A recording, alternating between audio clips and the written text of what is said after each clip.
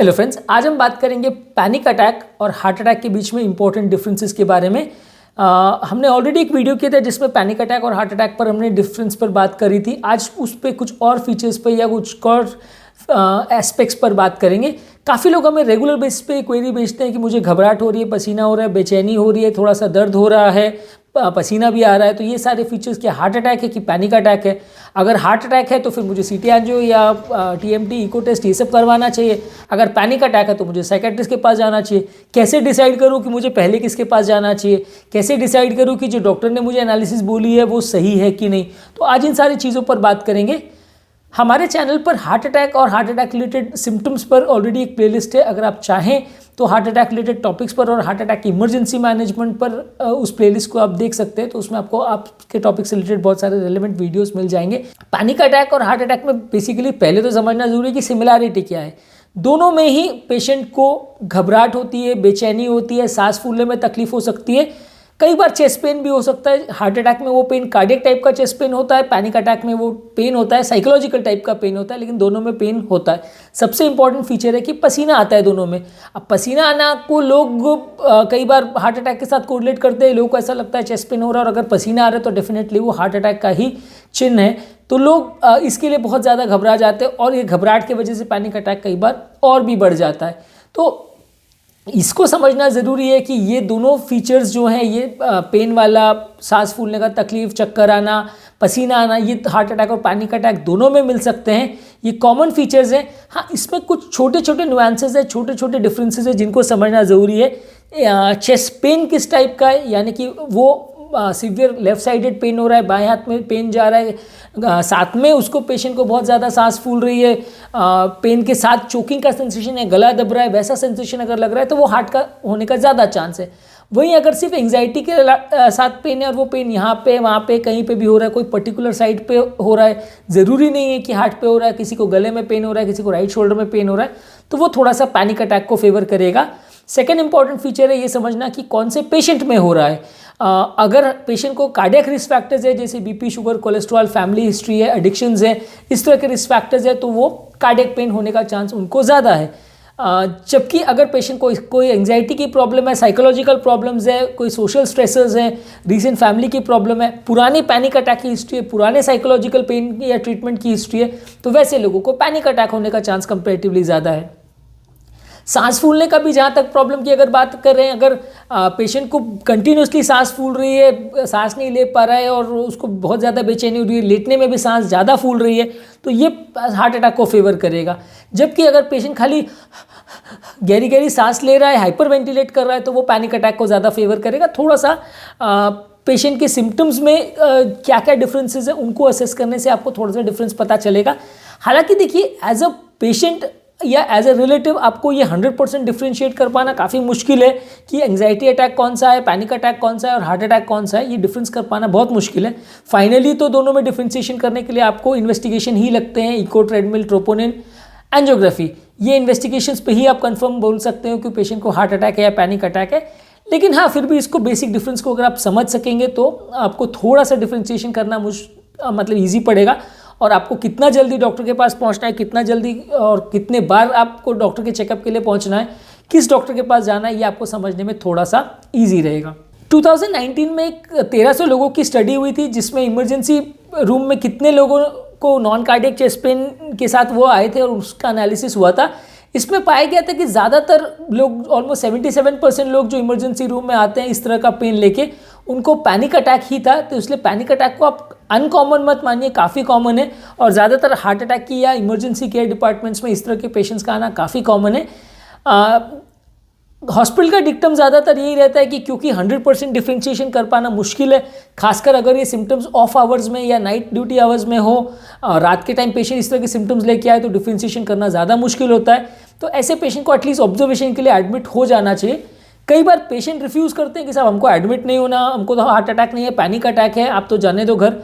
तो ऐसे केस में मेरा सजेशन ये है कि ऑब्जर्वेशन के लिए एटलीस्ट एडमिट हो जाना कई बार बेनिफिशियल रहता है, क्योंकि एज ए क्लिनिशियन या एज अ डॉक्टर 100% गारंटी के साथ आपको हार्ट अटैक या पैनिक अटैक डिफरेंशिएशन बिना इन्वेस्टिगेशन के कोई भी डॉक्टर नहीं बता सकता। इवन एज अ कार्डियोलॉजिस्ट भी 100% गारंटी के साथ आपको नहीं बोल सकता कोई भी, क्योंकि इतनी ज़्यादा इनमें सिमिलैरिटीज़ है कि गारंटी के साथ बोल पाना थोड़ा मुश्किल है। तो बेटर होता है कि ऐसे टाइम पे अगर ऑड आवर्स में आप हॉस्पिटल जा रहे हैं तो कुछ घंटे के लिए ऑब्जर्वेशन के लिए एडमिट हो जाए, मल्टीपल ईसीजीज उस टाइम पे होंगे तो फिर आपको उसके बेसिस पे अगर सब नॉर्मल है तो आपको डॉक्टर आपको कॉन्फिडेंटली कह सकता है कि हार्ट अटैक है या पैनिक अटैक है। अब पैनिक अटैक के क्या सिम्टम्स होते हैं? पैनिक अटैक में धड़कन बहुत बढ़ जाती है, हार्ट गति बढ़ जाती है, चक्कर आने लगते हैं, सर थोड़ा घूमने लगता है, चेहरे पर लाल हो जाता है जिसे हॉट फ्लैशेस बोलते हैं, या कोल्ड फ्लैशेस भी हो सकते हैं कि चेहरा पूरा लाल हो जाता है और ठंड या तो गर्म या ठंडा हो जाता है। बॉडी कांपने लगती है कि कपकपन होने लगती है, ठंड ज़्यादा लगने लगती है, बॉडी हिलने लगती है, ट्रेमर्स आने लगते हैं, स्वेटिंग बहुत होता है, पर ये उतना स्वेटिंग नहीं होता जितना हार्ट अटैक में होता है, क्योंकि हार्ट अटैक में तो इतना स्वेटिंग होता है कि कपड़े भी भीग जाएं, पर इसमें थोड़ा सा हाथ पाँव में पसीना आ जाएगा, हाथ गीले हो जाएंगे, माथे पर थोड़ा पसीना आएगा, इस तरह का पसीना आ सकता है।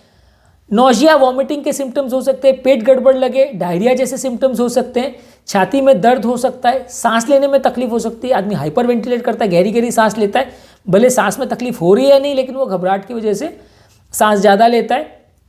सेंस ऑफ इम्पेंडिंग डूम होता है। सेंस ऑफ इम्पेंडिंग डूम बहुत इंपॉर्टेंट है क्योंकि हार्ट अटैक का भी ये इंपॉर्टेंट फीचर है। इसमें पेशेंट को ये लगता है कि हाँ मेरी जान चली जाएगी, मेरे को इतना ज़्यादा घबराहट हो रही है कि मेरी जान जा सकती है, कुछ बहुत बुरा होने वाला है, कुछ बुरा होने की आशंका पेशेंट को लगती है। ये भी पैनिक अटैक का फीचर है जो कि बहुत इंपॉर्टेंट है। हार्ट अटैक और पैनिक अटैक के दोनों में ये फीचर मिलता है, तो इसलिए ये कॉमन एस्पेक्ट है दोनों का। बहुत ज़्यादा एंग्जाइटी, फियर या वरी होगा और पेशेंट को आसपास क्या चल रहा है, आसपास दुनिया में क्या हो रहा है, वो सबसे एक डिस्कनेक्ट डेवलप हो जाएगा, जिसे डी पर्सनलाइजेशन और डी रियलाइजेशन बोलते हैं। इसके ऑपोजिट है हार्ट अटैक। हार्ट अटैक के सिम्टम्स में भी व्यक्ति को सांस फूलेगी और सांस लेने में तकलीफ होगी, छाती में दर्द होगा, ज़्यादातर ये छाती के सेंटर में होगा। पैनिक अटैक में वो पेन कहीं पे भी हो सकता है क्योंकि साइकोलॉजिकल पेन है। छाती में बहुत कुछ दब रहा है या स्क्वीज हो रहा है, इस तरह का पेन होगा और पेन आ रहा है जा रहा है, इस तरह का सेंसेशन हो सकता है। कोई गला दबा रहा है, इस तरह का फीलिंग हो सकता है। ज़्यादातर ये पेन जो है गले से लेकर नाभि तक कहीं पे भी हो सकता है, लेकिन ज़्यादातर लेफ्ट साइड ऑफ हार्ट में होता है, लेफ्ट शोल्डर की तरफ जाता है। हालांकि दोनों शोल्डर में भी हो सकता है, लेकिन ज़्यादातर ये लेफ्ट शोल्डर में ज़्यादा रेडिएट होता है पेन। पेशेंट को चक्कर आ सकते हैं, वीकनेस आ सकती है, स्वेटिंग हो सकता है, नोजिया वॉमिटिंग हो सकता है, पेट खराब हो सकता है, बहुत ज़्यादा कमज़ोरी, चक्कर, सुस्ती ऐसे हो सकता है। वुमेन पेशेंट्स में, जहाँ औरतों को ज़्यादा हार्ट अटैक होता है, वहाँ पे कुछ फीचर्स ज़्यादा देखने को मिलते हैं, जैसे कि गले में दर्द, जबड़े में दर्द, पीठ में दर्द, सांस लेना और नोजिया वॉमिटिंग। ये फीचर्स अमेरिकन हार्ट एसोसिएशन ने ऐसा बोला था कि ये फीमेल पेशेंट्स में ज़्यादा देखने को मिलते हैं as compare to male patients, यानी कि इस तरह का non specific type of chest pain कि गले में, जबड़े में, पीठ में दर्द हो रहा है या सांस फूल रही है और उल्टी जैसा लग रहा है, ये फीमेल पेशेंट्स में मेल से ज़्यादा देखने को मिलेगा। हार्ट अटैक के पेशेंट में हार्ट के सारे फीचर्स तो मिलेंगे, लेकिन पैनिक अटैक में भी ये हार्ट के फीचर्स मिलते हैं। ऐसा रीज़न इसका ये है कि जब आदमी को पैनिक अटैक आता है तो घबराहट, बेचैनी की वजह से बॉडी में बहुत ज़्यादा एड्रेनलिन और स्ट्रेस हार्मोन्स बनते हैं। ये स्ट्रेस हार्मोन्स ज़्यादातर हार्ट पर एक्टिवेशन का काम करते हैं, हार्ट की गति को बढ़ाते हैं, इससे ब्लड प्रेशर भी बढ़ता है, इनसे रेस्पिरेटरी रेट यानी सांस की गति भी बढ़ती है और इनसे आदमी का एबनॉर्मल सेंसेशन लगता है कि हार्ट बहुत ज़्यादा ब्लड पंप कर रहा है और हार्ट बीट कर रहा है, इसका भी सेंसेशन लगता है जिसे पैल्पिटेशंस बोलते हैं। तो ये सारे ही फीचर्स पैनिक अटैक में जो देखने को मिलते हैं वो स्ट्रेस हार्मोन्स की वजह से देखने को मिलते हैं। जैसा कि हमने ऑलरेडी बोला कि हार्ट अटैक और पैनिक अटैक में सिमिलैरिटी ये है कि दोनों में सांस फूलेगी, दोनों में बहुत ज़्यादा हाइपर वेंटिलेट करेगा आदमी, छाती में दर्द दोनों में मिल सकता है, चक्कर दोनों में आ सकता है, पसीना दोनों में आ सकता है, सेंस ऑफ इम्पेंडिंग डूम दोनों में हो सकता है। बहुत सारे फिजिकल फाइंडिंग्स भी थोड़े बहुत दोनों में देखने को मिल सकते हैं। दोनों में बेसिक डिफरेंस कहाँ आता है? यूजली पैनिक अटैक जो है उसमें 5-10 मिनट तक ही सिम्टम्स रहते हैं, सडनली ऑनसेट ऑफसेट होता है और कोई घबराहट वाली, बेचैनी वाली चीज़ों से वो ट्रिगर होता है। जैसे फैमिली में कुछ प्रॉब्लम हो गई, किसी से लड़ाई झगड़ा हो गया, किसी से कोई प्रॉब्लम हो गई, कोई बेचैनी हो गई, आपने बुरा सपना देख लिया, तो इससे ट्रिगर होता है। साइकोलॉजिकल इशूज से ज़्यादा ट्रिगर होता है panic attack as compare to heart attack. ज़्यादातर पैनिक अटैक के सिम्टम्स 20-25 मिनट में डिसअपीयर हो जाते हैं, कई घंटे तक पेशेंट को पेन चलता रहे ऐसा पॉसिबल यूजुअली नहीं है ज़्यादातर। लेकिन हार्ट अटैक में सिम्टम्स सडन ऑनसेट नहीं होते, धीरे धीरे बढ़ते हैं, धीरे धीरे कम होते हैं। पैनिक अटैक में सडन सिम्टम बढ़ता है, सडन कम होता है, हार्ट अटैक में धीरे बढ़ता है, धीरे कम होता है। ज़्यादातर कुछ मेहनत का काम करने पर या भागने दौड़ने का काम करने पर ज़्यादा होता है। पेन हार्ट अटैक के पेशेंट में ज़्यादा मिलता है, पेन के सेंसेशन और क्रश हो रहा है, इस तरह का पेन मिलता है। जबकि पैनिक अटैक में पेन कम होगा, सांस ज़्यादा फूलेगी, घबराहट बेचैनी पर ज़्यादा फोकस रहेगा। जबकि हार्ट अटैक में पेन ज़्यादा होगा, पेन का रेडिएशन यूजली पैनिक अटैक में नहीं मिलता है, हार्ट अटैक में ही ज़्यादा मिलता है। और पैनिक अटैक के कंपैरिजन में हार्ट अटैक के सिम्टम्स कई घंटों तक चल सकते हैं। तो मान लीजिए अगर आपको सीवियर पेन हो रहा है, जो कि पैनिक अटैक का फीचर नहीं है, अगर ये पेन गले में, बैक में, शोल्डर में रेडिएट हो रहा है, आर्म में रेडिएट हो रहा है, बहुत ज़्यादा सांस फूल रही है, जो कि पैनिक अटैक में नहीं हो सकता, उसमें थोड़ा आदमी हाइपरवेंटिलेट तो ज़रूर करेगा, लेकिन बहुत ज़्यादा सांस नहीं फूलेगी। बहुत ज़्यादा ठंडा पसीना आ रहा है आदमी को, बहुत ज़्यादा नौजिया वॉमिटिंग हो रहा है, तो ज़्यादातर फिर ऐसे केसेस में आपको हार्ट अटैक का डाउट ज़्यादा है। वैसे केस में आपको डॉक्टर को डेफिनेटली काउंसलिंग करना चाहिए, डॉक्टर के पास जाना चाहिए। अब बात करेंगे इसमें डायग्नोसिस कैसे करेंगे। ऑब्वियसली आपके फर्स्ट प्रायोरिटी तो यही रहती है कि आपको हार्ट अटैक को रूल आउट करना पड़ेगा। तो ECG, echo, treadmill test, troponin test, ये सारी चीज़ों को करके आप हार्ट अटैक को डिफरेंशिएट करते हैं। अगर ईसीजी को नॉर्मल आता है, ट्रोपोनिन नॉर्मल आता है, तो ही हम स्ट्रेस टेस्ट करते हैं। अगर इनमें से कोई भी चीज़ों में कुछ गड़बड़ आती है तो फिर हम एंजियोग्राफी करते हैं। इसके अलावा पैनिक अटैक में क्या है, आपको हिस्ट्री के बेसिस पे और पेशेंट की पुरानी हिस्ट्री या साइकोलॉजिकल हिस्ट्री या साइकेट्रिक एनालिसिस की बेसिस पे आप डायग्नोसिस करते हैं।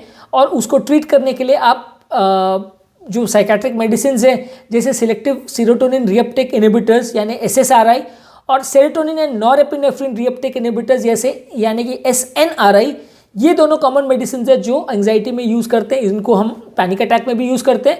और बाकी lifestyle changes, behavioural counselling, psychological counselling, psychiatric analysis, ये सारी चीज़ें करते हैं। जबकि हार्ट अटैक में आपको ऑब्वियसली ईसीजी को, ट्रेडमिल, एंजियोग्राफी, जो भी पेशेंट का जितना प्रॉब्लम है उस हिसाब से आपको ट्रीट करना है।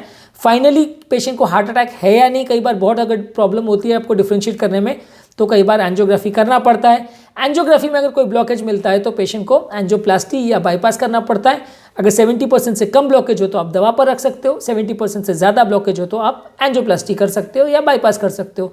चालू हार्ट अटैक में या फ्रेश हार्ट अटैक में यूजली बाईपास नहीं होता, तो वहाँ पे अपने को एंजियोप्लास्टी करनी पड़ती है। अगला सवाल जो काफ़ी लोग हमसे पूछते हैं, क्या पैनिक अटैक से हार्ट अटैक आ सकता है? पैनिक अटैक भी कभी कभी हार्ट अटैक ट्रिगर कर सकता है, खासकर अगर व्यक्ति को रिस्क फैक्टर्स हो। तो वैसे पेशेंट में उनको बहुत ज़्यादा अगर घबराहट हो तो स्ट्रेस हार्मोन्स बॉडी में बन सकते हैं, जिससे कभी कभी हार्ट अटैक ट्रिगर हो सकता है। क्या हम घर पर डिफ्रेंशिएट कर सकते हैं कि पैनिक अटैक और हार्ट अटैक है या नहीं?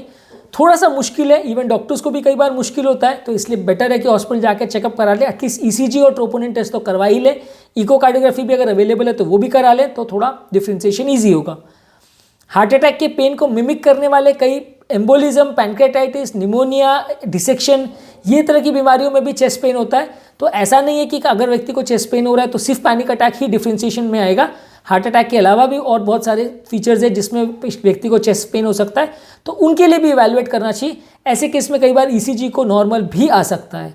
तो आज के टॉपिक में हमने हार्ट अटैक और पैनिक अटैक के बीच में डिफरेंशिएशन पर बात की। यदि इस टॉपिक को संबंधित आपकी कोई कमेंट्स, क्वेरी, सजेशन है या कोई और टॉपिक्स पर आप चाहते हैं वीडियोस बनाएं, कोई पेशेंट रिलेटेड क्वेरीज है तो नीचे कमेंट सेक्शन में उनके बारे में आप बता सकते हैं, हम उन्हें कवर करने का प्रयास करेंगे।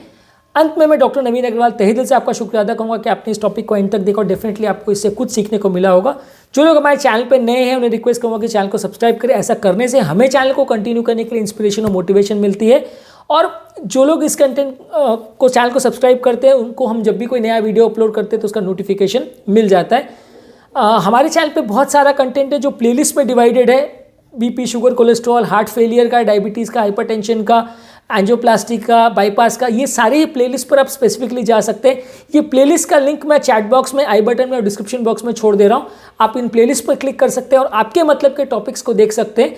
जो लोग बहुत ज़्यादा डिटेल में टॉपिक्स को नहीं देखना चाहते, सिर्फ ब्रीफ समरी चाहते हैं, उनके लिए रेगुलर बेसिस पे हम यूट्यूब शॉर्ट्स अपलोड कर रहे हैं, जो कि वो भी प्लेलिस्ट में डिवाइडेड है। आप उन शॉर्ट्स को देख करके टॉपिक का ब्रीफ समरी जान सकते हैं और उनका फ़ायदा ले सकते हैं।